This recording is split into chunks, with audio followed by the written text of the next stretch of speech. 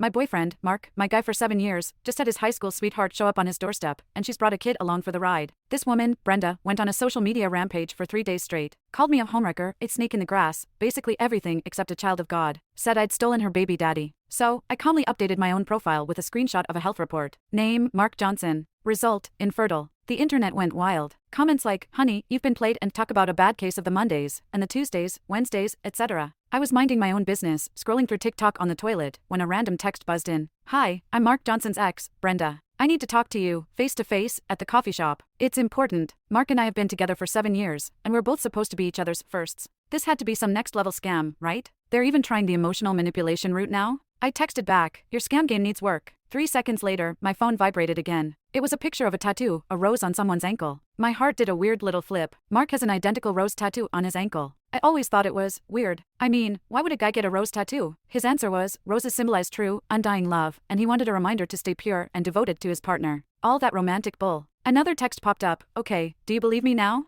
I stared at the screen for a few minutes, slowly realizing I might just be dating a grade A jerk. I threw on the first thing I could find and bolted to the coffee shop she named. It was past 8 a.m., so it wasn't crowded. There was this woman in a red trench coat sitting with a kid bouncing around next to her. Mommy, where's that bad lady you told me about? The kid yelled. Bad lady? I walked straight over. Did you send that text? When I saw the woman, I was taken aback. We looked similar, especially around the eyes. Brenda, her name was, said, yeah, that was me. I'm Brenda, Mark's old flame. I had to move overseas 7 years ago because of family stuff, but I found out I was pregnant with Mark's baby after I left. She patted the kid's head, all warm and mom-like. I know you've been with Mark for 7 years, but he never put a ring on your finger, and that tells you something. He's not that into you. So, please, just step aside and let me have my son's father back. Okay, so this was one of those white knight scenarios. The ex-girlfriend with a secret kid shows up, expecting the old boyfriend to be her knight in shining armor. I know that 3 years ago, when Mark and I went to get checked out, the results showed he was infertile. Brenda and Mark have no idea. It's just funny, isn't it? The love I thought was so special might have just been me playing a stand-in. 7 years ago, I was fresh out of college.